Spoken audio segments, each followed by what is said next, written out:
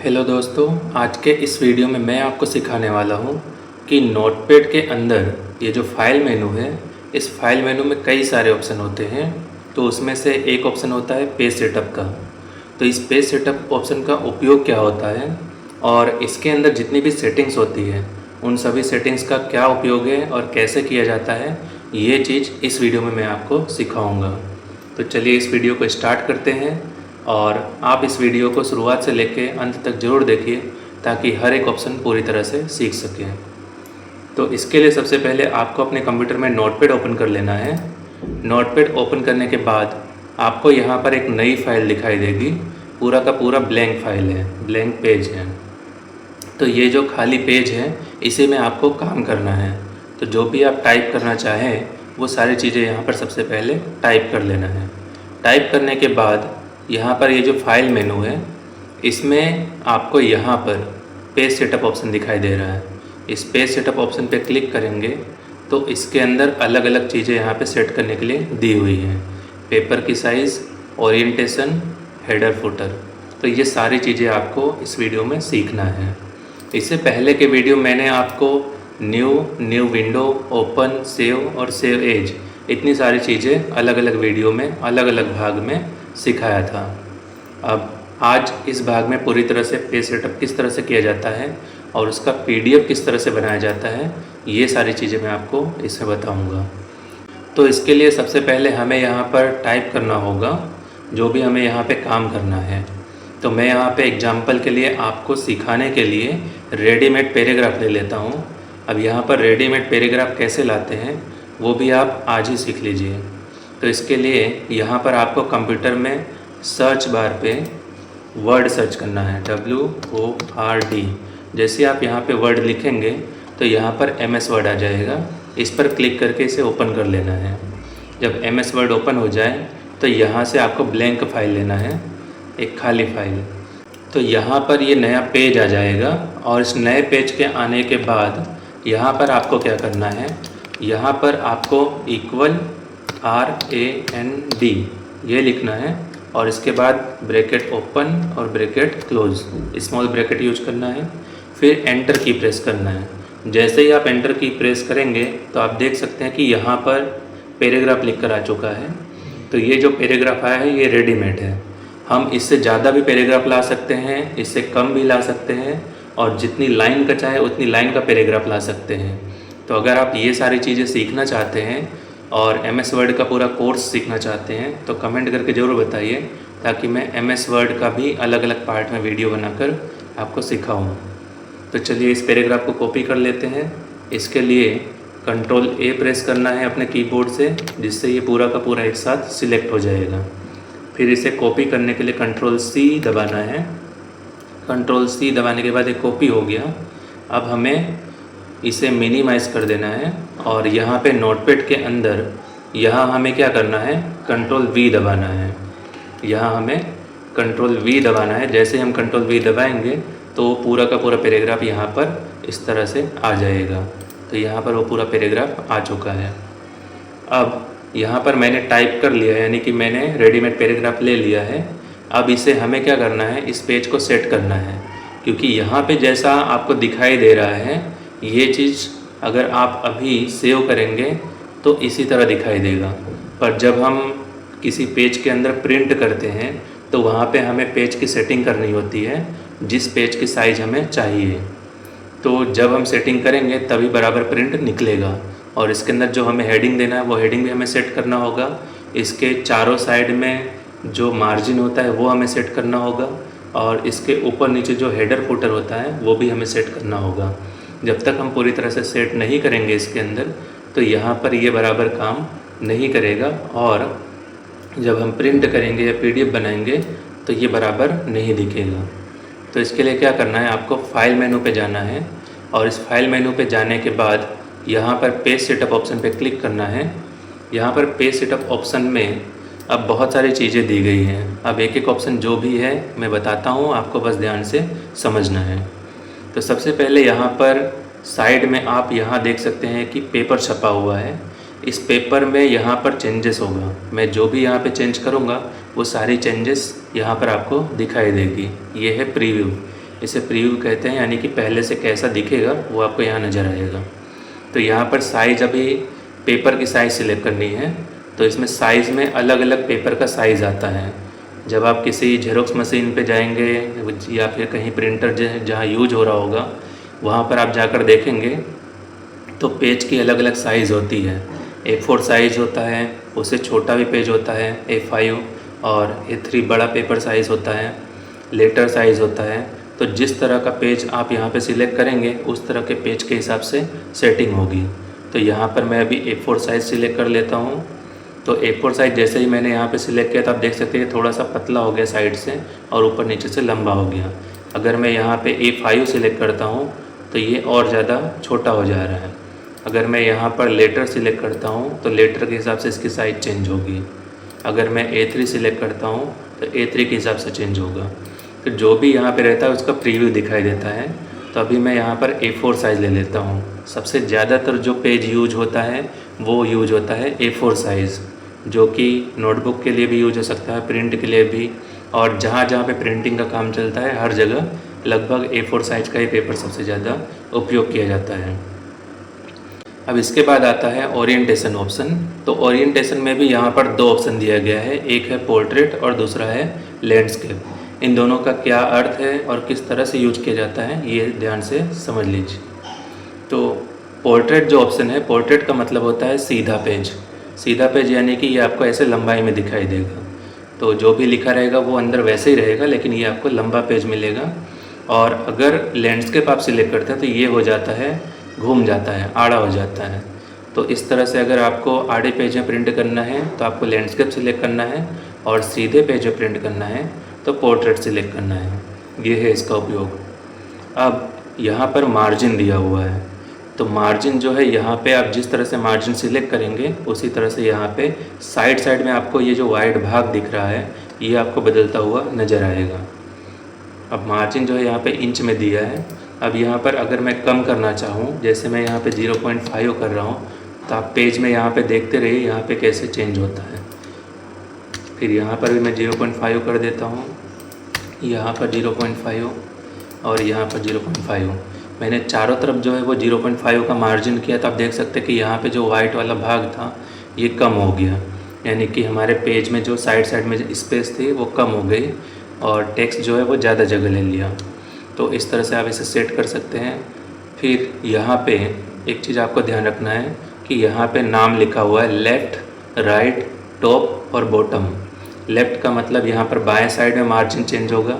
जैसे मैं यहाँ पर अगर मैं एक मार्जिन रखता हूँ तो आप देख सकते हैं कि लेफ़्ट साइड में यहाँ पर एक जितनी जगह छूट गई है, 1 इंच। अब अगर मैं राइट साइड में भी यहाँ पे चेंज करना चाहता हूँ, यहाँ पर अगर मैं 1 करता हूँ तो राइट साइड में भी 1 इंच यहाँ पर छूट गया है। अब अगर मैं ऊपर के साइड में मैं यहाँ पर 1.5 रखना चाहता हूँ तो ऊपर आप देख सकते हैं टॉप लिखा है, ऊपर के साइड में 1.5 यानी कि 1 से थोड़ा ज़्यादा, तो यहाँ पे 1.5 जितनी जगह छूटी है। और बॉटम में अगर मैं यहाँ पे 1.5 रखूँ तो नीचे भी आप देख सकते हैं कि यहाँ पर भी 1.5 जितना जगह छूटा है। तो इस तरह से आप जितना जगह छोड़ना चाहे, जितना एडजस्ट करना चाहे, पेज को यहाँ से एडजस्ट कर सकते हैं। इसके अलावा यहाँ पर आप हेडर और फुटर भी सेट कर सकते हैं। तो हेडर फुटर किस तरह से सेट किया जाता है वो भी आपको यहाँ पर ध्यान से समझना है। अब यहाँ पर हेडर यानी कि हेडिंग, आप अपने पेज में, अपने डॉक्यूमेंट्स में जो भी हेडिंग देना चाहें वो हेडिंग यहाँ पर आप दे सकते हैं। तो मैं यहाँ पे हेडिंग दिया हूँ नोटपैड फुल कोर्स। अगर आप यहाँ पे कुछ दूसरा चेंज करना चाहें तो वो भी आप यहाँ पे लिख सकते हैं। तो यहाँ पे आप जो भी टाइप करना चाहे वो टाइप कर लीजिए। मैं यहाँ पे अभी यही लिख देता हूँ नोटपैड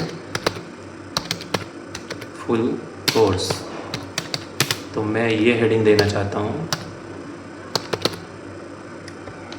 अब नोटपैड फुल कोर्स मैंने यहाँ पे नाम दे दिया है।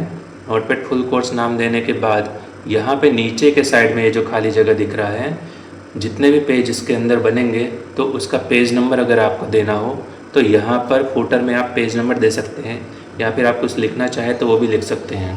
तो मैं यहाँ पे पेज नंबर दे रहा हूँ। पेज नंबर देने के लिए यहाँ पे फॉर्मूला है एंड, उसके बाद P।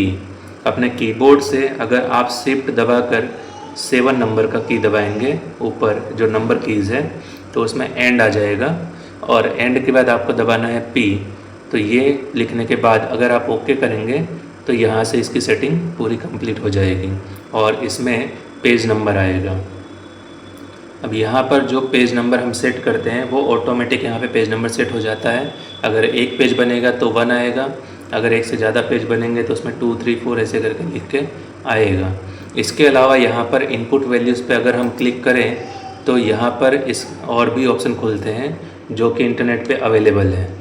आप जो हेडर फुटर में सेट करते हैं तो उनके सारे ऑप्शन यहाँ पर दिए गए हैं।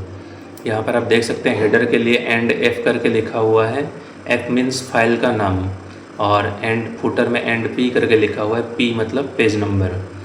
और यहाँ पर और भी फंक्शन दिए हुए हैं जो कि मैं आपको आगे किसी वीडियो में ये पूरी तरह से समझाऊंगा कि कैसे इसका उपयोग होता है। तो ये सारी चीज़ें सीखने के लिए आगे जो भी वीडियो आए वो पूरी तरह से आप देखिए ताकि आपको समझ में आए। हाँ, एक चीज़ ये ध्यान रखना है कि यहाँ लिखा है note this setting can't be save, so all header and footer setting must be enter manually each time you want to print a document. ये जो सेटिंग होती है ये सेव नहीं होती है। हर बार जब भी आपको प्रिंट करना हो तो उतनी बार आपको यहाँ पे हेडर फुटर सेट करना होगा, और जब आप इसे नोटपैड को बंद करेंगे तो ये सेटिंग ऑटोमेटिक हट जाएगी। यानी कि जितनी बार आप नोटपैड में प्रिंट करना चाहेंगे या सेव करना चाहेंगे तो आपको ये चीज़ सेट करना होगा, तभी हेडर फुटर आएगा। अब यहाँ पर हम इसे ओके पे क्लिक कर देते हैं, ये सेटिंग हो चुकी है। अब पेज की सेटिंग करने के बाद हमें वापस फाइल मेनू में जाना है। यहाँ पर हमने पेज सेटअप तो कंप्लीट कर लिया, सारे ऑप्शन यहाँ पे कंप्लीट कर दिए। अब हमें देखना है कि वो दिखता कैसा है। तो यहाँ पर ये जो स्क्रीन है इसमें आपको कुछ भी बदला हुआ नज़र नहीं आएगा, क्योंकि इसके अंदर यहाँ पे कुछ भी ऑप्शन दिखता नहीं है। सिर्फ आप जब उसका PDF बनाएंगे या प्रिंट करेंगे तभी आपको वो चीज़ नज़र आएगा। तो आपको क्या करना है, फाइल मेनू पे जाना है, यहाँ प्रिंट ऑप्शन पे क्लिक करना है। यहाँ क्लिक करने के बाद ये जो PDF नाम का ऑप्शन है माइक्रोसॉफ्ट प्रिंट टू PDF, तो इसे आपको सिलेक्ट करना है। इसे सिलेक्ट करने के बाद आपको यहाँ प्रिंट बटन पे क्लिक करना है। जब आप प्रिंट बटन पे क्लिक करेंगे तो ये फाइल जाके कहीं ना कहीं सेव होगा, क्योंकि अगर प्रिंटर जुड़ा होगा तो प्रिंट होने के लिए जाएगा, लेकिन मैं प्रिंट नहीं कर रहा हूँ, मैं PDF बना रहा हूँ। तो PDF बनाने के लिए ये डायलॉग बॉक्स खुल चुका है जहाँ पर हमें फ़ाइल को सेव करना है। तो ये है हार्ड डिस्क का पार्ट। अब इसमें हम जहाँ पर भी फाइल को सेव करना चाहें, चाहे C drive, D drive, E drive या फिर डाउनलोड डॉक्यूमेंट्स डेस्कटॉप, जहाँ पर भी फाइल सेव करना हो वहाँ पर सेव कर सकते हैं। तो मैं यहाँ पर डेस्कटॉप पर इस फाइल को सेव कर रहा हूँ, इसलिए डेस्कटॉप सिलेक्ट किया। यहाँ पर हमें नीचे देना है फाइल का नाम, तो मैं इसका नाम देता हूँ नोटपैड फुल कोर्स। मैंने इसका नाम दिया नोटपैड फुल कोर्स। और इस फाइल को यहाँ पे नीचे आप देख सकते हैं कि सेव एज टाइप। इससे पहले जब मैं फ़ाइल सेव करना आपको सिखाया था तो यहाँ पर टेक्स्ट डॉक्यूमेंट आ रहा था, जबकि आज मैं पेज सेटअप ऑप्शन आपको सिखा रहा हूँ और PDF बना रहा हूँ। तो यहाँ पर नीचे आप देख सकते हैं कि PDF डॉक्यूमेंट लिखा हुआ है और ब्रैकेट में .pdf करके लिखा हुआ है, जो कि PDF का एक्सटेंशन होता है। तो इस तरह से आप पहचान सकते हैं। अब यहाँ पर हमें सेव पे क्लिक करना है। जैसे ही मैं सेव पे क्लिक करूँगा ये फ़ाइल डेस्कटॉप पर PDF बनकर सेव हो जाएगा और उस फाइल का नाम रहेगा नोटपैड फुल कोर्स। तो यहाँ पे मैं सेव बटन पे क्लिक करता हूँ और ये फ़ाइल सेव हो रहा है। अब ये फ़ाइल यहाँ पर नोटपैड में सेव नहीं है, पर ये PDF बन चुका है। आप देख सकते हैं यहाँ पर ऑटोमेटिक ओपन भी हो चुका है। पहले मैं यहाँ पे डेस्कटॉप पे आपको दिखा देता हूँ। डेस्कटॉप पे यहाँ पर आप देख सकते हैं कि नोटपैड फुल कोर्स नाम का यहाँ पे PDF फाइल बन चुका है। आप इसे यहाँ पे डबल क्लिक करके ओपन कर सकते हैं। यहाँ पर भी ये ऑलरेडी ओपन हो चुका है।